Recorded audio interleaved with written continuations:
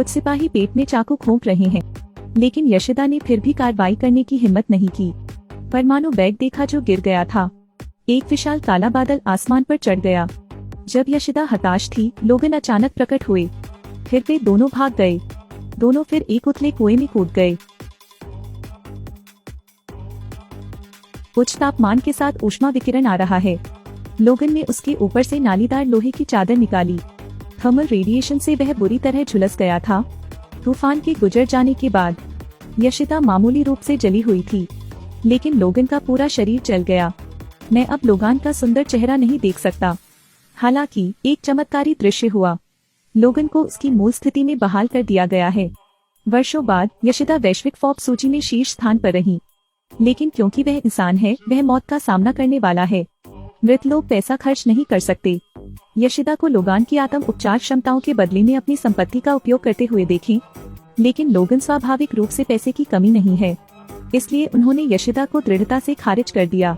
लोगन को पता चला कि उसके साथ धोखा हुआ है, इसलिए उसने एक रात रुकने का फैसला किया। उस रात जब लोगन सो रहा था, एक महिला ने उसे चूमा।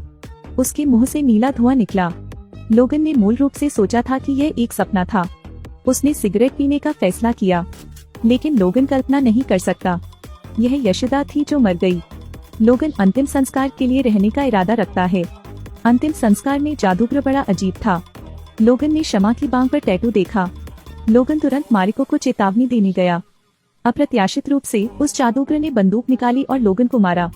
अंतिम संस्कार का दृश्य अचानक बंदूक की लड़ाई के दृश्य में बदल गया। सब पागल हो गया।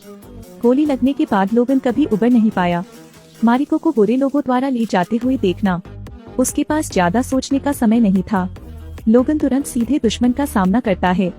उसने जल्दी से याकूब को हरा दिया। लोगन भी आता है और 2 अन्य याकूबों को मारता है, लेकिन क्योंकि लोगान ने खुद को ठीक करने की क्षमता खो दी थी, इसलिए याकूब ने उसे बहुत टक्कर मारी। जीवन में एक बार आने वाला बहादुर लोगन कहाँ गया? अचानक एक तीर उड़ता हुआ आया। पता चलता है कि मारिको के अंगरक्षक हरादा ने ही लोगन को बचाया था। बचाए गए लोगन को भी धीरे धीरे होश आ गया। इनमें से 2 खतरे से बाहर हैं। पीछा किए जाने से बचने के लिए वे मेट्रो को अपने गृहनगर ले जाते हैं, लेकिन लोगन का घाव अभी तक ठीक नहीं हुआ है। याकूब इस समय के बाद पीछा कर रहे हैं। लोगन ने तुरंत स्टील के पंजे खोल दिए और लड़ता है। लोगन घायल है, वह अब भी उन्हें सबक सिखा सकता है। वे जहाज के बाहर तक लड़े। खतरनाक पल, लोगन कार की छत पर कूद गया। उसने बलपूर्वक याकूब को बाहर फेंका। याकूब से निपटने के बाद लोगन कमजोर है क्योंकि उसका बहुत अधिक खून बह गया है, लेकिन याकूब आते रहते हैं। उन्होंने लोगन को पीछे से छलनी कर दिया। याकूब लोगन को बिजली के झटके से प्रताड़ित करता है। इस बिंदु पर मारिको ने एक आदमी को मारने के लिए डांट फेंका। लोगन दूसरे को स्टन गन से गोली मार देता है। चोट के कारण लोगन भी बेहोश हो गया। जब वह उठा तो वह पहले से ही ऑपरेटिंग बेड पर था। शरीर में लगी गोली भी निकाल ली गई है। मारिको की बदौलत लोगन मौत से बचने में सफल रहा। तभी लोगन को पता चला कि उसकी आत्म उपचार क्षमता गायब हो गई थी। वे दोनों केवल आराम कर सकते हैं। समय के साथ दोनों के बीच प्यार धीरे धीरे परवान चढ़ा। उन्होंने भरपूर आनंद उठाया, लेकिन शांतिपूर्ण दिन नहीं टिकते। लोगन के जागने के बाद वह मारिको को गायब पाता है। उसे पता चला कि मारिको को 2 याकुजों द्वारा ले जाया गया था। लोगान ने याकूब को पकड़ा, लेकिन मारिको को फिर भी पकड़ लिया गया। लोगन मारिको के घर तक पीछा करता है। हालांकि यह स्थान अब छाया नहीं है। लोगन ने यशिदा के सर्जिकल बेड की ओर देखा। उन्होंने इसका इस्तेमाल अपनी अक्षमता को परखने के लिए किया। लोगन को अपने दिल में एक रोबोट बीटल मिलता है। यह वही है जो ग्रीन ने लोगान के मुंह में डाल दिया। स्व उपचार शक्ति को बहाल करने के लिए लोगन को अपना पेट काटना पड़ा और रोबोट पग को बाहर निकालना पड़ा। लोगन की शक्तियों को बहाल कर दिया गया है। लोगान को बाद में पता चला कि मारिको एक गुप्त ठिकाने में बंद है। लोगन उस जगह को खोजने के लिए अपनी मोटरसाइकिल पर सवार हुआ, लेकिन लोगान का सामना एक नकाबपोश हत्यारे से होता है। यह देख वह मारपीट पर उतारू हो गया। चाकू को ब्लॉक करने के लिए लोगन ने अपने स्टील के पंजे खोल दिए, लेकिन अप्रत्याशित रूप से उन्हें याकूब द्वारा लात मारी गई। यकूजा परेशान महसूस किया और तुरंत और लोगों को बुलाया। नकाबपोश हत्यारे चारों दिशाओं से आए, लेकिन लोगन डरता नहीं है और फिर भी लड़ता है। याकूब ने लोगान के माथे पर चाकू से वार किया।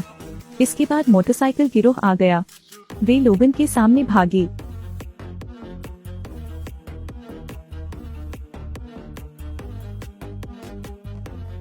छत पर तीरंदाज भी तैयार हैं। लोगन ने यह देखा और पहले लोगों को बचाने का फैसला किया, लेकिन अविश्वसनीय रूप से उसे गोली मार दी गई थी। लेकिन यह लोगन के कदमों को नहीं रोक सकता। बेशर्म याकूब। उन्होंने लोगान पर जहरीले तीर चलाए। याकूब के एक समूह द्वारा लोगन को अप्रत्याशित रूप से हेजहॉग में गोली मार दी जाती है। उसने साथ नहीं दिया और जमीन पर गिर पड़ा। जब उसे होश आया तो उसने खुद को बंद पाया।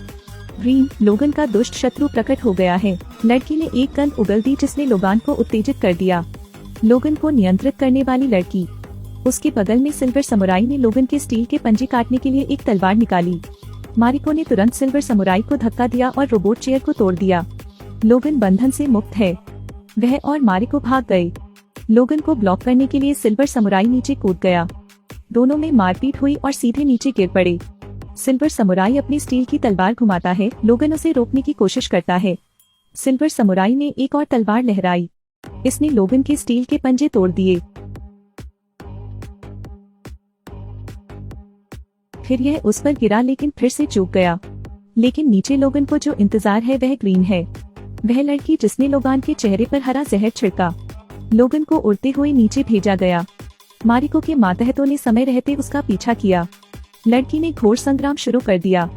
लड़की ने बिजली के तार को पकड़कर ग्रीन के गले में कसकर लपेट दिया।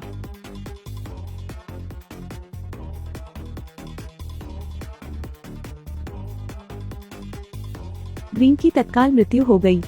दूसरी ओर सिल्वर समुराई ने उसका पीछा किया। लोगान ने यह देखा और तुरंत पूरी इमारत की बिजली गुल कर दी। लोगन ने चुपके से हमला किया लेकिन अप्रत्याशित रूप से पीटा गया। उस समय जब एक बाल संतुलन में लटका हुआ था, हरदा ने सिल्वर समुराई को गोली मारकर घायल कर दिया। लोगन ने तलवार ली और सिल्वर समुराई का सिर काट दिया। उसने सिल्वर समुराई की ओर गोता लगाया और उसके साथ गिर गया। लोगन ऊपर चढ़ता है लेकिन सिल्वर समुराई द्वारा उसका एक और पंजा काट दिया जाता है। इसने लोगन की बांह पकड़ ली। खुद को ठीक करने की क्षमता को छीन लेना चाहता था। और यह सिल्वर समुराई यशोदा है जिसने अपनी मौत को नकली बनाया। उन्होंने ही इस घोटाले को अंजाम दिया। बहुत जल्दी लोगन की आत्म उपचार क्षमता खो गई और 108 साल की यशोदा पलक झपकते ही 18 साल की हो गयी। इस बिंदु पर मारिको ने लोगन के पंजे उठा लिए और अपने दादा के सिर में वार कर दिया। इसलिए लोगन को मुक्त कर दिया गया। यशोदा को देखकर मारिको ने एक बार फिर जोर से वार किया। लोगन ने गुस्से में यशोदा के कवच को फाड़ दिया। उसने यशोदा को जोर से मारा और उसे खत्म कर दिया। मैरिको को भी संपत्ति विरासत में मिली। लोगन उस व्यक्ति को चोट नहीं पहुंचाना चाहता था जिससे वह प्यार करता था, इसलिए उसने जाने का फैसला किया। 3 साल बाद सुरक्षा जांच से गुजरते हुए लोगन ने सभी को एक ही जगह स्थिर खड़ा पाया। व्हील चेयर में एक बूढ़ा व्यक्ति अचानक दिखाई दिया। एक्स-मेन योद्धा लौटेंगे। आज की फिल्म समाप्त होती है। अलविदा और फिर मिलते हैं।